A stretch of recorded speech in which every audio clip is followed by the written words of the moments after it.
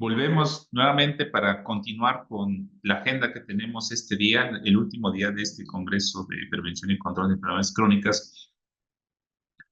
Y bueno, pues ahora vamos a irnos adentrando a otro de los grandes módulos que tenemos agendados esta tarde. Y vamos a hablar del tema de salud mental.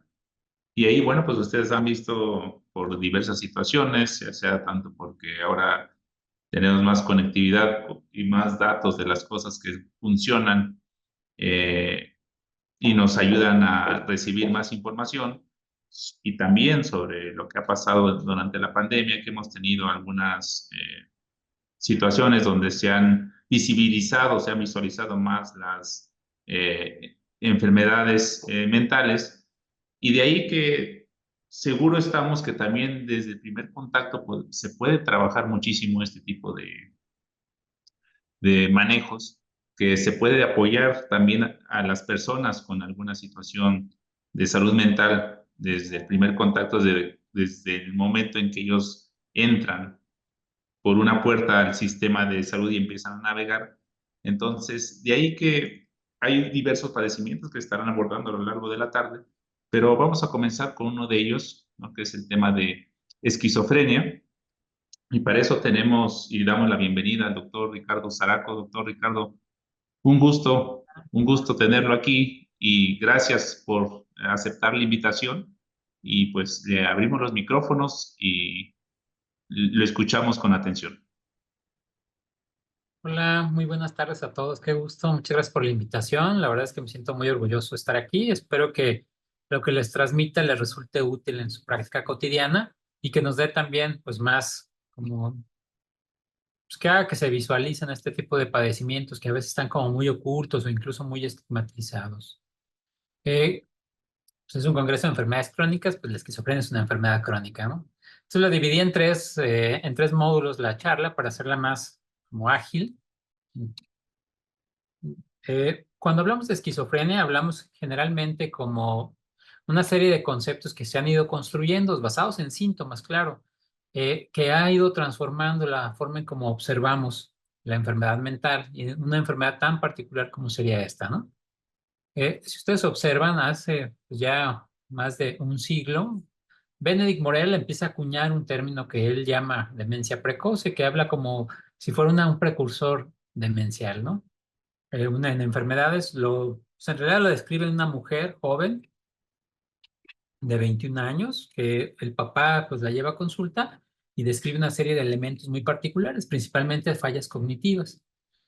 Después, siguiendo los trabajos de nuestra línea histórica, hay un señor que se llama Emil Kraepelin, que él acuña el término demencia precoce, no refiriéndose a los trabajos de Morel tanto, pero sí refiriéndose digo, Kraepelin es muy importante en la psiquiatría porque divide la gran nosología psiquiátrica, divide una serie de elementos que estaban ahí difuminados como síndromes que incluso tenían nombres y apellidos de los que lo habían descrito en algo que se llama demencia precoz, ¿no? Esta demencia precoz se refiere pues a que las personas que lo padecían eran jóvenes que tenían un curso deteriorante a lo largo de su vida y que tenían una serie de elementos, por ejemplo, alucinaciones, que ahorita vamos a ver de ellas, ¿no?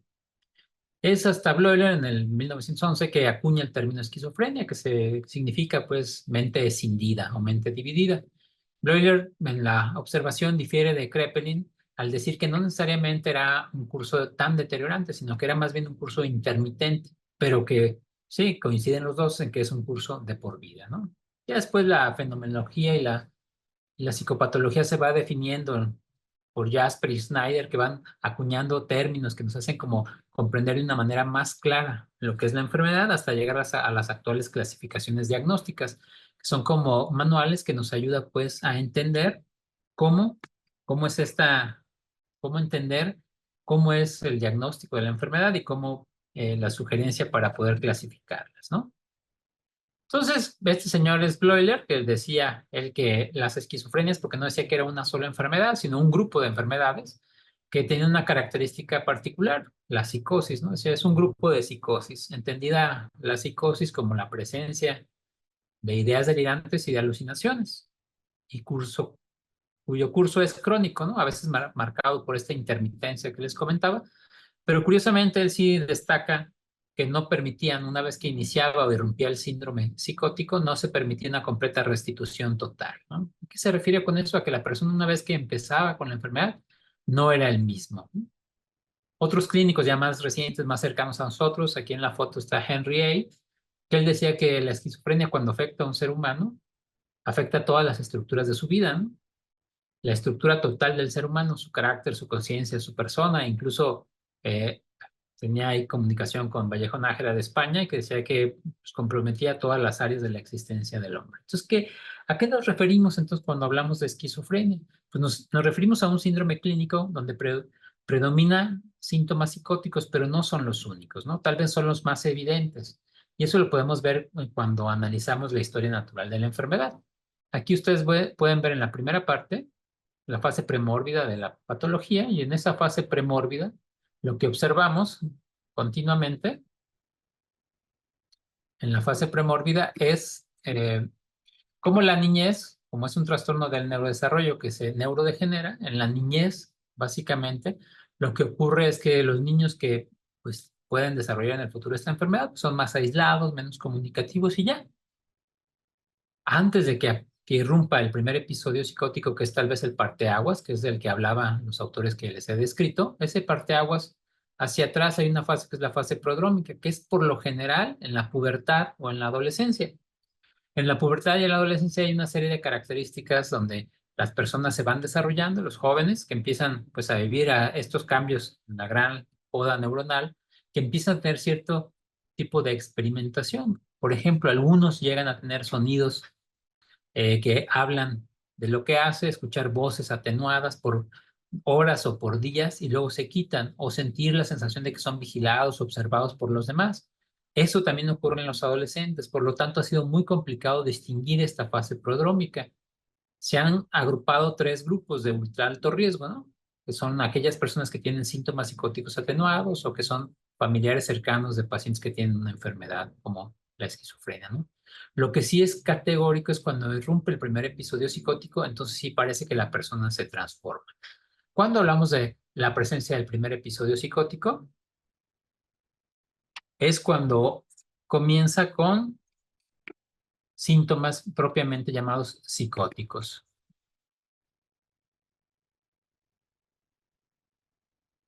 Estos síntomas psicóticos ocurren pues en las etapas tempranas de la vida, en los hombres por lo general de los 15 a los 25 años, en las mujeres de los 25 a los 35 años. Y cuando ocurre este síntoma psicótico, ya la persona empieza a mostrar pues claramente alteraciones de la conducta, alteraciones del discurso, alteraciones del lenguaje, que pueden ser suficientes, para que transformen el pronóstico, ¿no? Una vez que aparecen estos síntomas, ya uno puede aventurarse a hacer un diagnóstico como esquizofrenia. Claro que todos los primeros episodios psicóticos al menos se dividen en tres, ¿no? Uno que sería esquizofrenia, otro que sería depresión psicótica y otro que sería, por ejemplo, la manía psicótica, ¿no? Y algunos episodios psicóticos asociados a sustancias. Por ejemplo, el cristal, ahora tan de moda, irrumpe pues con síntomas psicóticos que a largo plazo parece que se revierten, ¿no? Una vez que hacemos ese diagnóstico, entre más tiempo pasa en que irrumpe el primer episodio a que hagamos el diagnóstico, que ahorita vamos a ver los criterios diagnósticos, eso nos da una temporalidad. Entre más largo sea, se llama duración de la psicosis no tratada. Este periodo de tiempo amplio, entre más largo sea, ustedes como el primer contacto, el pronóstico empeora. Por lo tanto, lo que estamos buscando es que una vez que irrumpe el síntoma psicótico, tenemos el diagnóstico, ya estamos con la certeza de que es esquizofrenia, entonces el diagnóstico va a hacer que el tratamiento comience inmediatamente, porque eso parece que modifica el futuro de la persona, ¿no? Después de que que hace uno el diagnóstico, hay una etapa que se llaman años críticos, son 5 a 7 años, dependiendo pues lo que ustedes observen. En estos 5 a 7 años, las personas se deterioran cognitivamente, tienen más fallas, por ejemplo, en la memoria de trabajo, en el automonitoreo, ¿no? En la evocación de números o de letras o de palabras. Y estas fallas se asocian con una serie de elementos, pues tanto la persistencia de la psicosis como que parece que esos años críticos se vuelven fundamentales para que el pronóstico cambie, ¿no? Si uno atiende esos años críticos, evitando las recaídas, favoreciendo el acompañamiento terapéutico, el pronóstico en la etapa residual de la vida, que es cuando se estabilizan los síntomas, pues puede ser más benigno. Y me refiero más benigno a que las personas puedan tener acceso a un trabajo o a terminar sus estudios, por ejemplo, o a una pareja, cosas que en la cotidianidad parecen muy naturales, ¿no? El curso de la enfermedad, descrito desde hace muchos, muchos años, eh, desde hace, pues, como les decía, Xiompi, que ese es un artículo clásico, describe el curso natural de la enfermedad sin la presencia de fármacos. Los fármacos que se usan para tratar la esquizofrenia son los fármacos antipsicóticos. Y antes de los años 50 del siglo pasado no existía ninguno. Entonces, por eso es que este estudio, pues, retrospectivo que hizo Xiompi logró compilar las formas y expresiones del curso de la enfermedad. Y si ustedes observan la tablita, bueno, el diagrama, vemos que al menos el 90% tiene un curso tórpido, ¿no? A largo plazo y crónico. Otros, como el 10%, parece que no, que son las de acá arriba. Estos parece que no es el curso crónico, que sí es agudo, que puede ser o corresponder a otros diagnósticos, ¿no? Lo que hemos observado es que entonces la presencia de una enfermedad como esquizofrenia en las personas ya es como si estuvieran con diagnóstico crónico, entonces lo que sigue es acompañamiento durante toda la vida. ¿Y cómo los vamos a acompañar? Pues con el tratamiento, ¿no? Entonces, cuando uno observa a una persona así, una de las preguntas que continuamente nos dicen es, pues, ¿qué es la causa? ¿O qué me dio la enfermedad? ¿Por qué, doctor? ¿O qué alguien en mi familia fue por un susto? ¿O es que en realidad lo embrujaron y que por eso esté mal? Pues no, en realidad se ha explorado muchas posibilidades y hasta el momento, pues es un origen que se considera multifactorial, no es un origen único, ¿no? Aunque hay una predisposición genética para ello, no es determinante. Lo que más nos ha acercado a pensar cuál podría ser una de las formas de expresión etiopatológica de la enfermedad es el exceso de dopamina. Y este exceso de dopamina se describe en tres teorías. La primera de ellas, allá en los años 70, que se refiere cuando estudian los medicamentos y su forma de acción, se describe que ellos antagonizan los receptores de dopamina en el cerebro. Entonces, de manera natural, la primera teoría dice que el exceso de dopamina pues va a dar a los síntomas de la esquizofrenia, ¿no? Esta teoría en los años 90 se replantea y dice, sí, pero hay un exceso de la dopamina en el cerebro medio y hay una menor cantidad en la corteza, ¿no? Entonces, esto te va a dar una serie de síntomas. Si yo tengo más dopamina en el cerebro medio, va a haber síntomas productivos o positivos, que son las ideas delirantes y las alucinaciones. Si yo no tengo dopamina, o sea, una hipodopaminergia en la corteza, esto me va a dar origen a síntomas negativos. ¿Y cuáles son los síntomas negativos? Se llaman como poco productivos, donde la persona que va a hacer algo no puede porque no tiene la energía para hacerlo, se llama abulia, ¿no? O quiere expresar ideas con claridad y no puede. Entonces, lo que dice en el discurso es un discurso desilvanado. Eso es alogia, ¿no? Otra es que la expresión de sus afectos no está clara, sino que es como una máscara, ¿no? Se llama, eso es como el aplanamiento del afecto, ¿no? Y estos síntomas negativos hacen que la persona no se pueda vincular socialmente y sea más difícil su funcionalidad. Esta teoría, que es la segunda teoría de la dopamina, se replantea en el 2009 y dice, sí hay, pues, una alteración dopaminérgica en el cerebro medio donde hay más y en la corteza donde hay menos, pero esto se debe a un tono de liberación de dopamina. Y parece que el tono dopaminérgico no está mediado solo por la dopamina, sino que está mediado también por el glutamato, también por el GABA, también por la serotonina. Entonces empiezan a plantear una nueva de elementos donde se incorporan el resto de neurotransmisores para poder explicar cómo es que se da o cuál es el origen de la persistencia de este estado hiperdopaminérgico en el cerebro medio, ¿no? A estas se suman otras variantes como la de la inflamación. Digo, no vamos a explicarlos todos, pero que vean que los estudios van dirigidos a entender qué parte de las vías neuronales son afectadas en esta enfermedad. Entonces se han descrito afectaciones, como decíamos, en la vía dopaminérgica, pero también en la vía serotoninérgica, glutamatérgica, GABAérgica, en estados particulares de inflamación en el cerebro, lo que ha dado origen a una neurodegeneración, que parece que las personas con la enfermedad empiezan como a perder habilidades cognitivas a lo largo del tiempo sin que sea similar a una demencia como tipo Alzheimer, ¿no? Sino que simplemente parece que las habilidades que tienen se disminuyen conforme avanza el tiempo.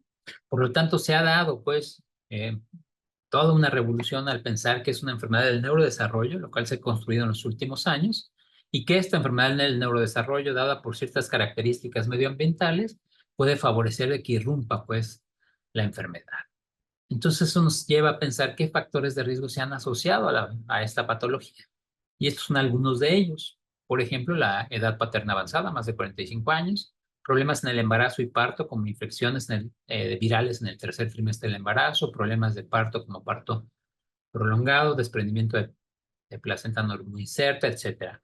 Eso no causa la enfermedad, son pequeños factores que sumados dan origen al concepto, pues, de esta enfermedad. Hay factores sociales asociados como la migración, la urbanidad o un estado socioeconómico bajo. La migración, imagínense que se van ustedes a un lugar, pues a Estados Unidos, ¿no? Y no sé hablar inglés y me voy de mojado. El nivel de estrés que está sometido una persona cuando hace ese viaje es muy alto. Y lo que se ha observado para el desarrollo de esta enfermedad es que los hijos de los que migran de esa manera tienen más riesgo. Parece que es un fenómeno epigenético, lo que hace entonces que la expresión de ciertos genes en los hijos de migrantes tengan una vulnerabilidad y una predisposición mayor, así como las personas que viven, bueno, que vivimos en zonas urbanas. Y esto tiene que ser, pues hay dos explicaciones. Uno, que el estrés de la ciudad sea mayor al estrés del campo. Sí, pero son estresores distintos, ¿no? Y otro es que sea que las personas del campo que tienen familiares afectados con esquizofrenia migren a la ciudad para poder recibir la atención necesaria.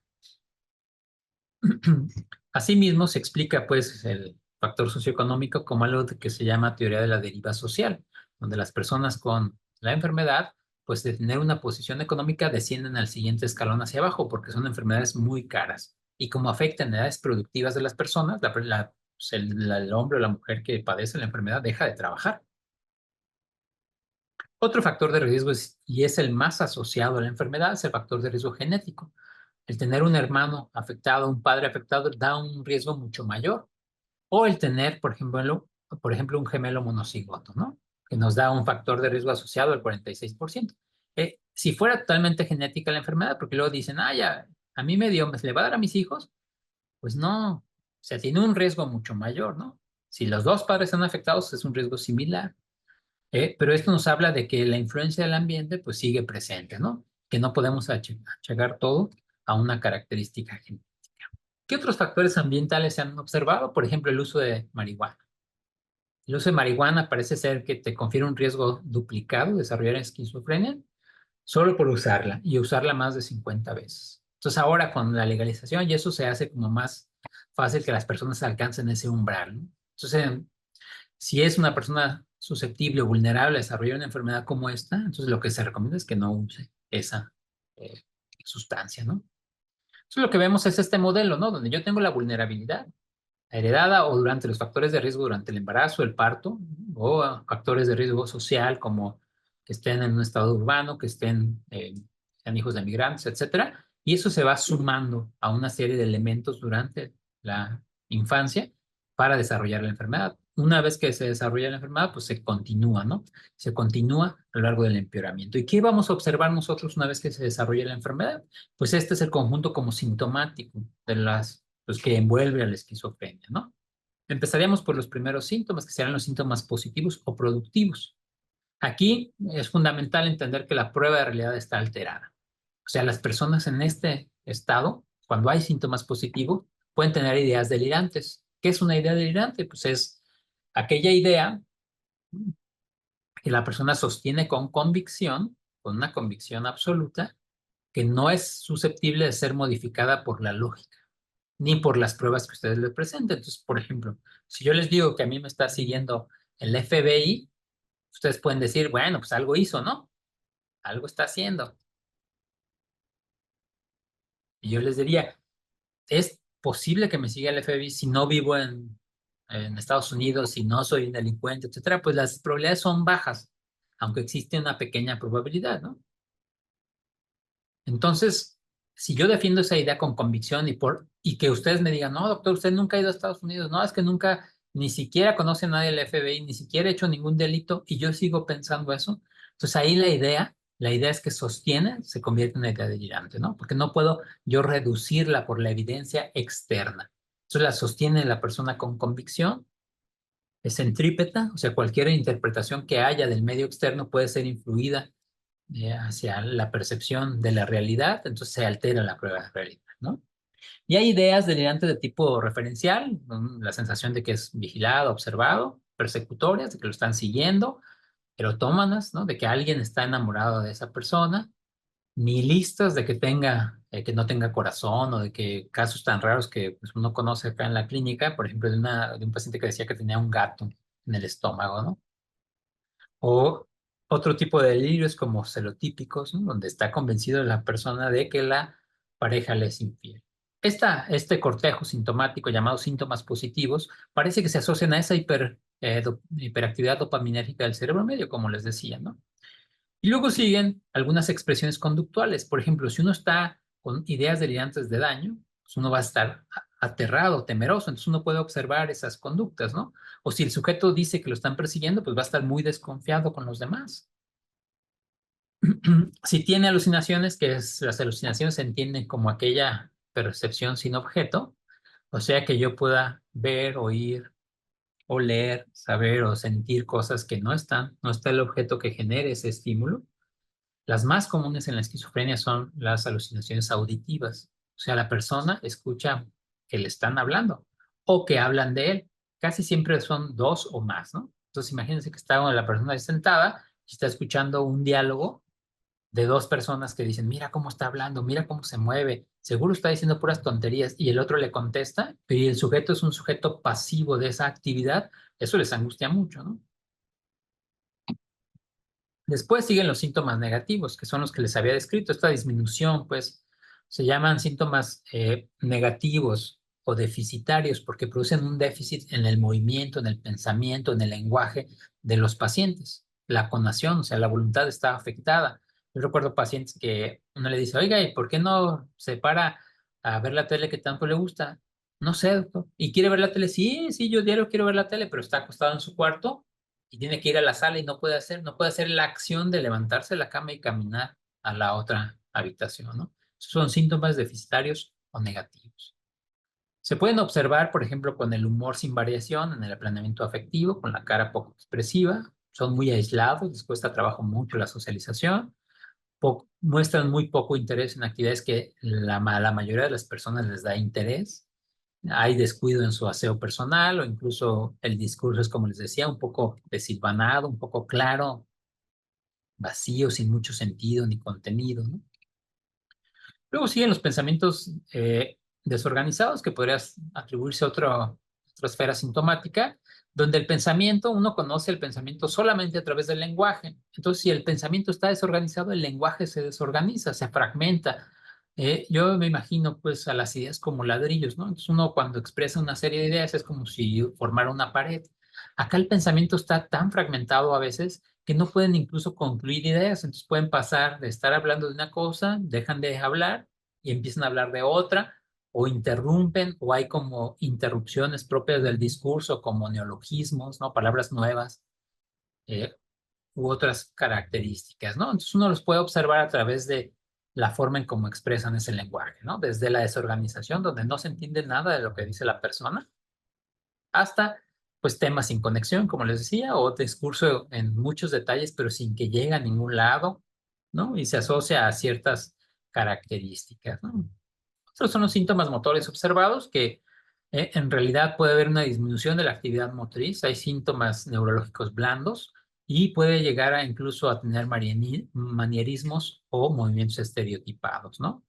Yo recuerdo mucho un paciente que decía que lo movían así, entonces el paciente se movía cada que estaba en la consulta todo el tiempo y le decía, oiga, ¿por qué se mueve? No, es que yo no soy doctor, me están moviendo, ¿no? Tenía esa sensación de que alguien influía sobre él y tenía una actividad motriz, es una estereotipa, ¿no? Y por ejemplo, alguien que tiene manierismos son como movimientos muy finos, así, ¿no? El caso extremo de alteraciones motoras es la catatonia, la cual es relativamente frecuente e infrecuente en esquizofrenia, ¿no? Y otros son los síntomas cognitivos que habían dado origen a principios del siglo pasado a considerarlo una demencia precoz, pero ya se observa que no es un síndrome demencial, pues como tal, sino que sí hay alteraciones cognitivas, pero que son particulares, ¿no? Como les decía, alteraciones del automonitoreo, alteraciones del discurso, problemas de memoria de trabajo, problemas de memoria de asociación, incluso falla para resolver problemas. Se está incorporando otra esfera que es la esfera de la cognición social, porque parece que toda la afectación social también tiene que ver con los propios síntomas, ¿no? Entonces, lo que observamos a lo largo del tiempo es que va a haber una fase previa, ¿no? Que es la fase premórbida y prodrómica. Si la persona le va bien y no tiene otro tipo de alteraciones, o no usó marihuana, o tuvo menores estresores, pues probablemente no llega a desarrollar los síntomas. Si llega a irrumpir los síntomas, tenemos una ventana, ¿no? Entre que damos el medicamento, en que irrumpe los síntomas, y entre más estrecha sea esa ventana, pues el pronóstico mejora. Por eso es que la intención de tratar el medicamento con medicamentos lo antes posible puede favorecer que la persona cambie, ¿no? O que tenga un pronóstico mejor o que pueda, como les decía, regresar al estudio o al trabajo. ¿Y cómo hacemos el diagnóstico? Pues el diagnóstico nos basamos en dos clasificaciones. Esta es una, es la del DSM-5, donde es muy claro, ¿no? Dice, si su paciente tiene dos o más de los siguientes síntomas, dos, cada uno de ellos presente durante una parte significativa de tiempo durante un periodo de un mes o menos, si se trata con éxito, al menos uno de ellos ha de ser uno, dos o tres. O sea, tiene que tener delirios o alucinaciones o discurso desorganizado, y aparte uno del 4 y el 5, comportamiento muy desorganizado, catatonia incluso, o síntomas negativos, esta expresión emocional disminuida, dificultad para hacer las cosas, como les comentaba de los síntomas negativos, ¿no? La CIE-11, a diferencia del DSM-5, pues intenta ser un poco más específica, pero sigue siendo pues muy parecida, ¿no? Se están intentando compaginar las dos y dice, al menos dos de los siguientes síntomas deben estar presentes, ya sea comunicados por el paciente o bien por la observación de los informantes o del clínico. Puede ser que ustedes lo observen, que les diga, ay, se la pasa hablando sola todo el tiempo y se ríe solo y no nos dice nada durante un periodo de un mes o más. Y sí haber delirios, o sea, estas ideas delirantes de cualquier tipo, alucinaciones, el pensamiento desorganizado, y aquí suman otras, estas experiencias de influencia, pasividad y control, algo que se llama síndrome de automatismo mental, ¿no? Donde la persona tiene la sensación de que el mundo, alguien, una fuerza extraña, Dios, el diablo, un chip, el mismo celular, etcétera, ejercen influencia sobre la persona e incluso las llegan a controlar. Entonces le ordenan cosas, ¿no? Hay pacientes que dicen, no, es que yo siento que tengo que resolver esto para que el mundo se salve, cosas así muy particulares. Tiene que haber también síntomas negativos, comportamientos desorganizados y algunos trastornos de la psicomotricidad, como les decía, la misma catatonia, ¿no? ¿Cómo hacemos el diagnóstico? Pues clínico. Con estos criterios diagnósticos y con la observación y las preguntas que uno hace en el examen mental a las personas que pueden tener este padecimiento. No hay marcadores, o sea, todavía no tenemos que le saquemos muestra así de sangre y digamos, ah, este tiene esquizofrenia, aquí está el marcador diagnóstico. Pues no, nos hace falta todavía llegar a eso, ¿no? Entonces, por eso agrupamos en clasificaciones los síntomas. El diagnóstico siempre es clínico. Tomamos en cuenta la intensidad del síntoma, la duración, la frecuencia, si hay factores que lo desencadenen. Por ejemplo, el fallecimiento de un familiar cercano puede ser, aunque no exprese ninguna emoción, la persona puede tener un aumento de los síntomas, ¿no? Por lo general lo diagnosticamos en la segunda o tercera entrevista porque pues hacemos una evaluación de todo su entorno, ¿no? Y ya que sabemos que tiene la enfermedad, pues hay que darle medicamento, ¿no? ¿Por qué? Pues porque tenemos que eliminar esos síntomas. Desafortunadamente, o sea, afortunadamente hay medicamentos, ¿no? Todos los medicamentos que se usan para esta enfermedad o psicosis crónicas, como el trastorno delirante, el trastorno esquizoafectivo, se llaman antipsicóticos, pero desafortunadamente no tenemos todavía un antiesquizofrénico, ¿no? O sea, el fármaco va a disminuir la psicosis, o sea, los síntomas positivos de la persona. Incide muy poco sobre síntomas negativos y cognitivos, ¿no? Que ese todavía sigue siendo el reto pendiente del tratamiento.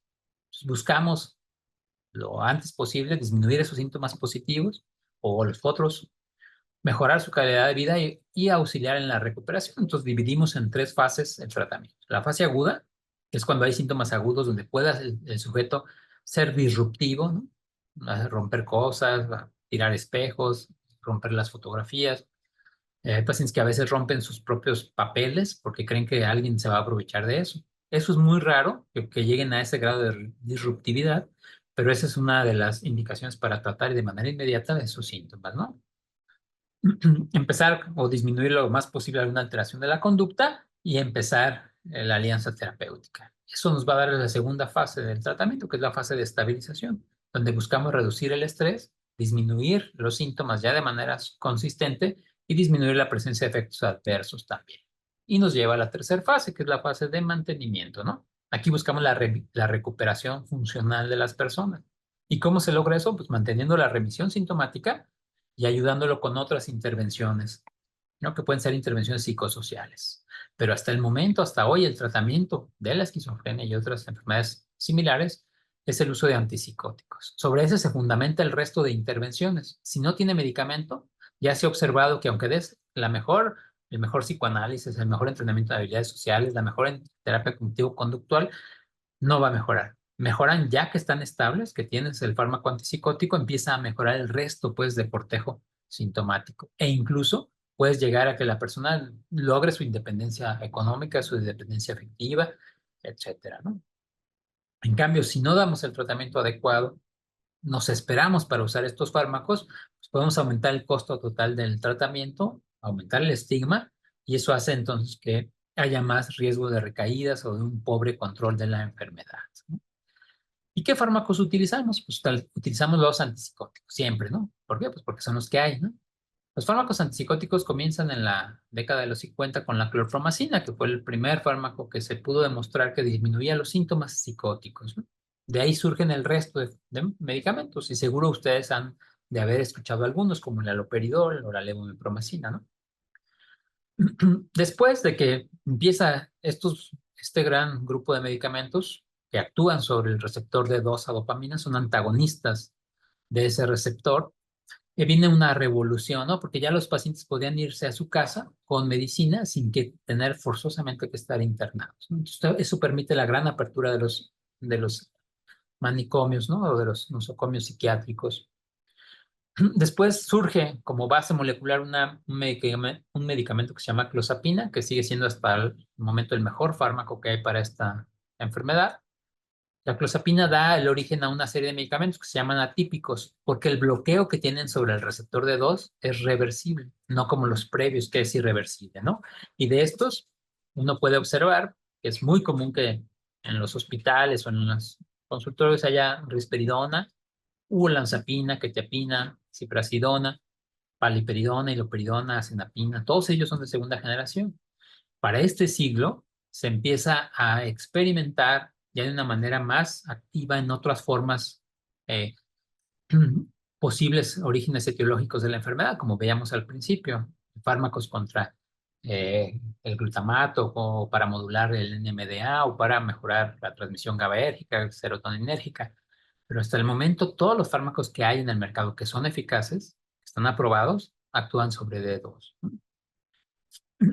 Y ya en este siglo, de unos 15 años para acá, se han desarrollado fármacos que se llaman agonistas parciales de la dopamina. De entre ellos, el paradigmático es el aripiprazol, pero ahora está el brexpiprazol y la cariprazina, ¿no? Estos fármacos lo que hacen es también actuar sobre el receptor de 2-dopamina, pero generan una modulación, ¿no? Entonces tenemos los fármacos de primera generación, que serían estos, que son competitivos, son antagonistas irreversibles del fármaco de 2, o sea, una vez que se une el receptor, ya dura toda la vida útil del receptor, ¿no?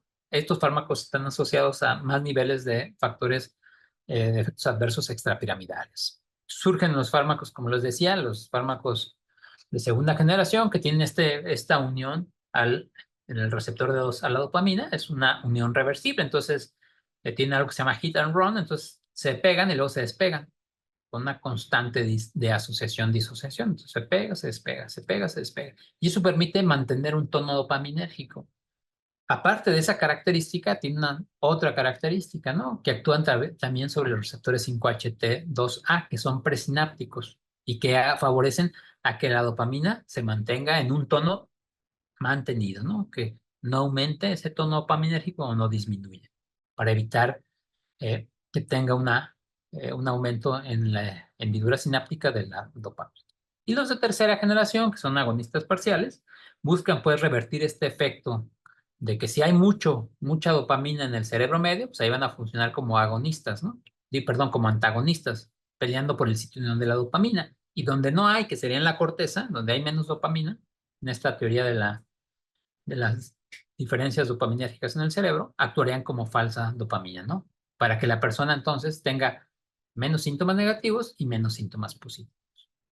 Ahora se está hablando que puedan ser o funcionar como moduladores dopaminérgicos, ¿no? Buscando pues que la dopamina mantenga una función más cercana a lo que podríamos ser a lo esperado, a lo fisiológico, ¿no? Dentro de los fármacos de primera generación, de todos los que hay, los que están así naranjas son los que hay ahorita en México que se pueden conseguir. La trifluoperacina, la clorpromacina, la perfenacina y la levomepromacina, ¿no?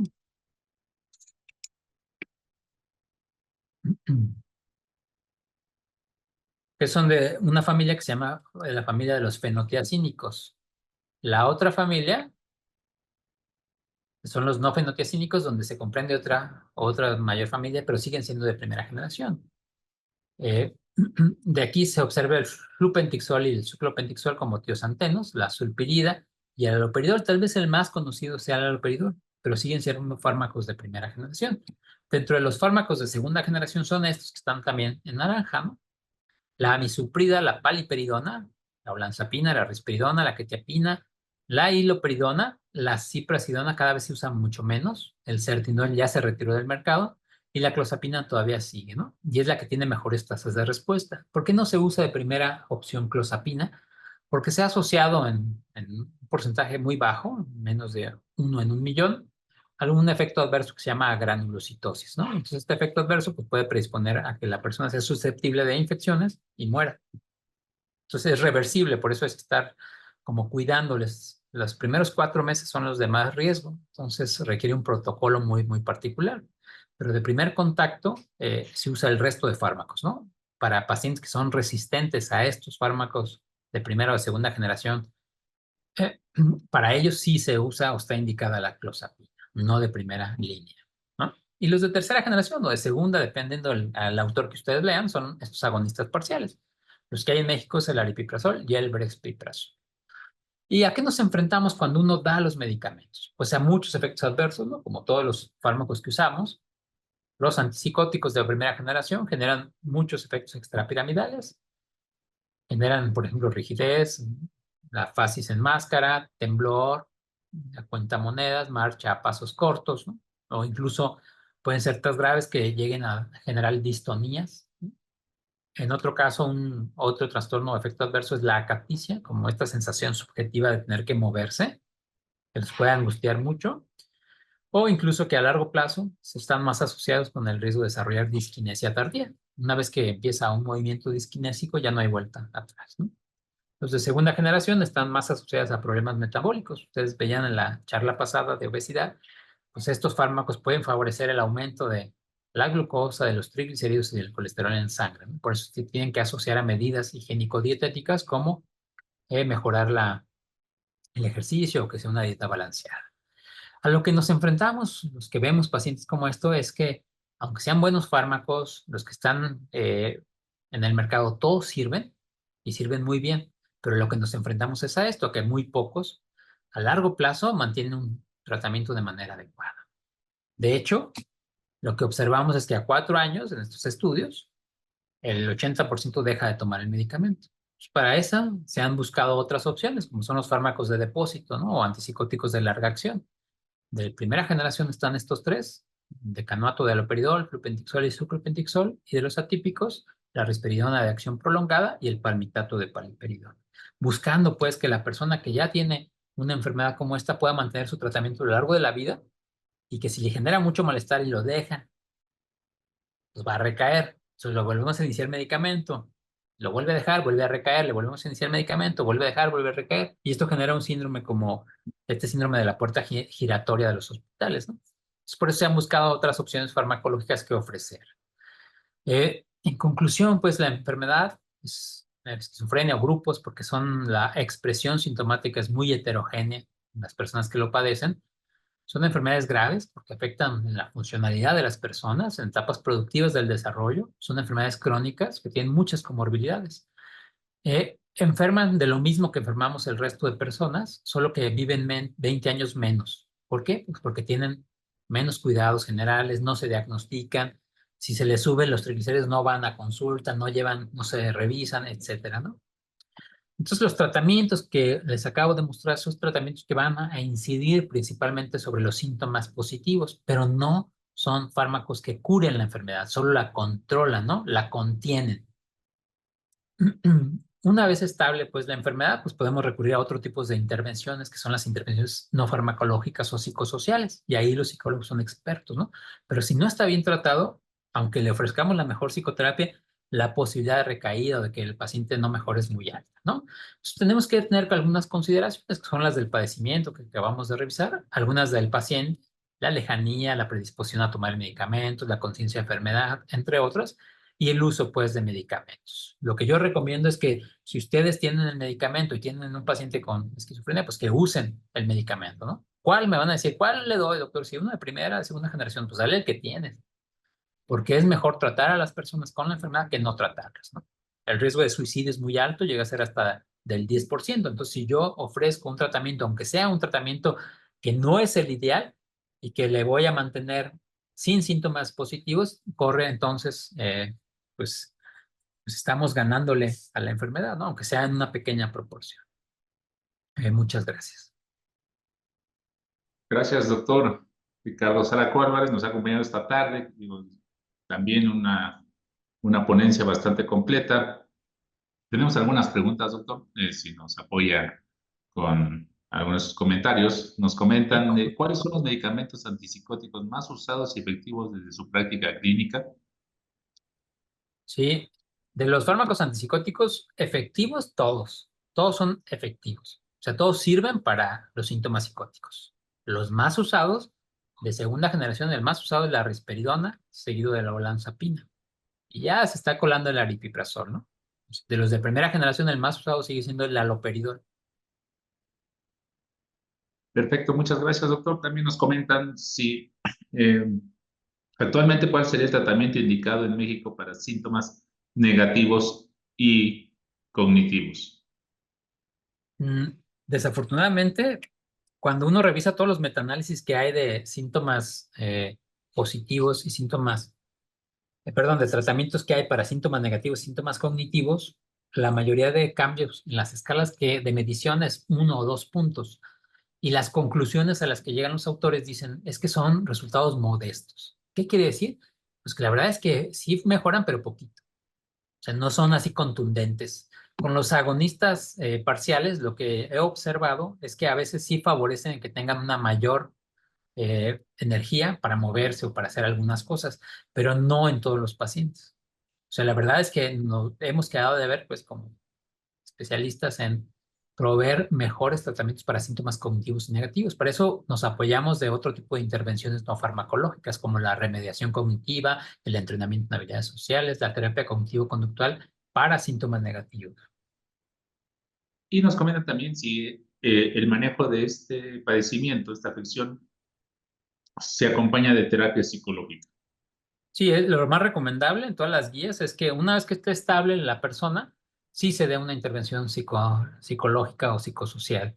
Desde psicoeducación, o sea, decirle al paciente qué le puede pasar si toma el medicamento. Por ejemplo, que se sienta con más energía, que duerma mejor, que se sienta sin tantas molestias como las alucinaciones, ¿no? Y sin que se sienta perseguido. Y a veces con eso es suficiente para que la persona tome medicamento. De ahí sigue el resto de intervenciones. Sí, es difícil que tengan acceso a intervenciones psicosociales fuera de las ciudades, pero pueden tener acceso, por ejemplo, a terapias cognitivo-conductuales, ¿no?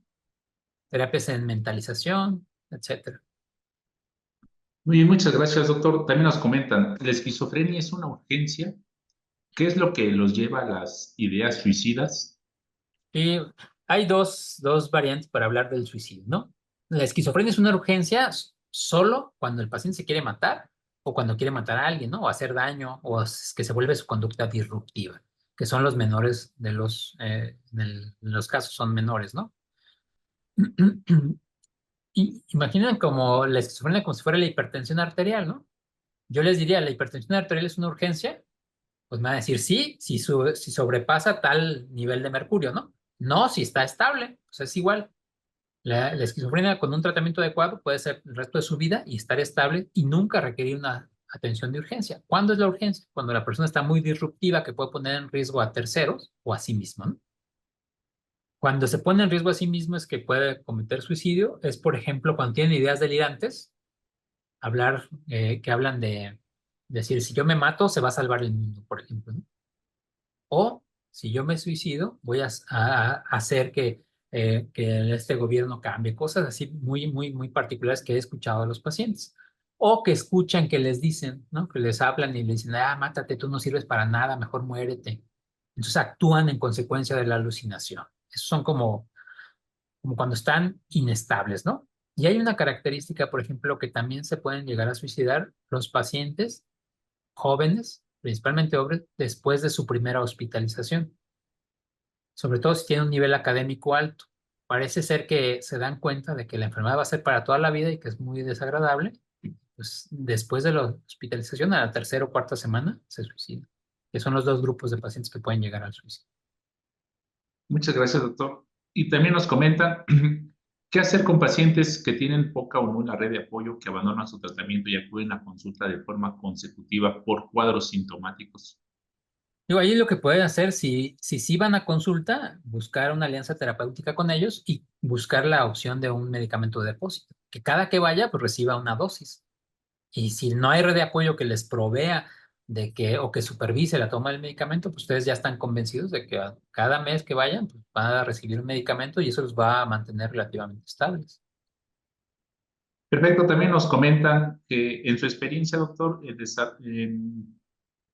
el desarrollo de diabetes mellitus por uso de risperidona tiene mayor relación al tiempo de consumo o por el tiempo de consumo. Pues más bien, o sea, la risperidona es de aquellos fármacos que tienen un riesgo metabólico intermedio. O sea, no es de los que más riesgo metabólico tienen, pero sí tiene un riesgo metabólico, ¿no? Lo que más se observa es que sí puede aumentar niveles de glucosa y niveles de triglicéridos, pero o sea, no es causal de diabetes. O sea, la diabetes también es una enfermedad multifactorial. Es un factor de riesgo que puede ser fundamental para que la persona desarrolle la diabetes, pero no la causa. O sea, no puede decir yo le di risperidona y se hizo diabético, no. El sujeto ya tenía una serie de elementos de predisposición, pues mala dieta, no hacía ejercicio, pues lo que han visto, ¿no? En todas las charlas. Y aparte le doy un medicamento que tiene riesgo metabólico, entonces lo pongo en más riesgo de que desarrolle a largo plazo diabetes. Por ejemplo, los pacientes con esquizofrenia son muy sedentarios si predominan los síntomas negativos. Entonces, si tienes una persona sedentaria y no va a cambiar los hábitos y se toma un litro de coca a diario y se come su torta de tamal en la mañana, entonces, pues la risperidona no lo hace diabético, ¿no? Es sus hábitos que tiene, ¿no? Que no ha podido o que no hemos logrado que los modifique. Perfecto, doctor. También nos comentan cuál es el porcentaje de pacientes que logran mantener independencia y una vida buena y una buena vida social. Es que, pues es que depende qué entendamos por vida social, ¿no? O sea, más bien es como, yo me imagino como un continuum, donde están los pacientes que nunca van a lograr la socialización, que están aislados permanentemente, y hay los otros que logran una socialización relativa, ¿no? Por ejemplo, las personas con esquizofrenia que logran trabajar constituyen alrededor del 15%. O sea, tenemos 85% que no trabajan, ¿no? De esos, cuántos van a fiesta? Pues no hemos hecho el estudio, ¿no? Para saber si socializan. Pero es si dentro de su concepto socialización es ir a fiestas, no sé si me explico. O sea, cuando hablamos de socialización, sí la tienen disminuida porque no ven a alguien en la calle y hablan con él, les cuesta trabajo, ¿no? Esa barrera. Pero sí tienen vida social con la familia, por ejemplo, escasos amigos. Es una vida social distinta. Perfecto, doctor. También nos comentan, eh, disculpe, el médico de primer nivel, ¿cuál es el seguimiento, el apoyo que le puede dar a un paciente con esta afección? Yo creo que acompañarlo, ¿no? Acompañarlo en el proceso de salud de enfermedad. Es una enfermedad de toda la vida, entonces la persona si confía en ustedes, ya están del otro lado. Acuérdense, son muy suspicaces, son desconfiados, no fácilmente aceptan indicaciones. Entonces, si ya confiaron en ustedes como su médico familiar o general, ustedes lo pueden dar el seguimiento, le dan el medicamento y le llevan su control farmacológico. Si tienen alguna duda, pues pueden buscar que lo vea un psiquiatra ocasionalmente, pero ustedes lo pueden seguir viendo, ¿no? Yo sería de esa opinión. Perfecto, doctor. Digo, prácticamente para ir cerrando su excelente participación, nos comentan, ¿existe algún dato epidemiológico en México sobre prevalencia de esquizofrenia en personas de situación de calle? No, lo que hay en Estados Unidos, o sea, se considera que más del 50% de personas en situación de calle en Estados Unidos tienen el diagnóstico de esquizofrenia. Aquí es diferente porque eh, muchos enfermos mentales terminan en situación de calle, pero aquí todavía la familia es una red de contención para rescatarlos continuamente, así como ocurre con las personas que usan sustancias, ¿no? Que a veces pues, ya están en el escuadrón de la muerte, pero si la hija encuentra al que está ahí en el escuadrón de la muerte, lo puede rescatar todavía. Eso no hay en otros países, por ejemplo en Estados Unidos, y sí tienen ellos, pues al menos esos datos epidemiológicos. Aquí en México no. Gracias, doctor. Digo, para ir terminando, nos comentan, ¿el tratamiento inyectable ha mejorado el apego y cuál es el costo de efectividad, así como los efectos adversos de este tipo Eh, de manejo? sí, el costo de efectividad es mejor que la vía oral porque reduce las recaídas y las rehospitalizaciones, ¿no? O sea, si calculamos el costo día hospital, o sea, es carísimo, ¿no? Tener una persona hospitalizada un día. Ahora imagínense que dura 21 o 28 días hospitalizados para contener el cuadro de psicosis. Entonces los costos se elevan. Lo que ofrecen los fármacos de depósito es reducir esas rehospitalizaciones y que a largo plazo, de manera general, pues el costo baja, ¿no? El problema es que comprar una ampolleta, así si yo voy a la farmacia y quiero comprar una ampolleta, pues pueden ser muy caras. Sobre todo los de segunda generación. Los de primera generación son más accesibles. Entonces sí reducen las rehospitalizaciones y esa reducción de las rehospitalizaciones mejoran el costo. Por lo tanto, yo diría que es un costo-beneficio pues positivo, ¿no? Muy bien, doctor. Pues le agradecemos mucho su participación. Yo todavía quedan por ahí algunas preguntas, pero creo que ha sido bastante didáctica y creo que les ha gustado bastante por los comentarios que nos van poniendo en ambos chats. Le agradecemos que nos haya acompañado esta tarde y esperemos que en un futuro más adelante también nos pueda seguir acompañando, doctor. Muchas gracias. Hombre, pues muchísimas gracias por su paciencia y por la invitación. Muchas gracias.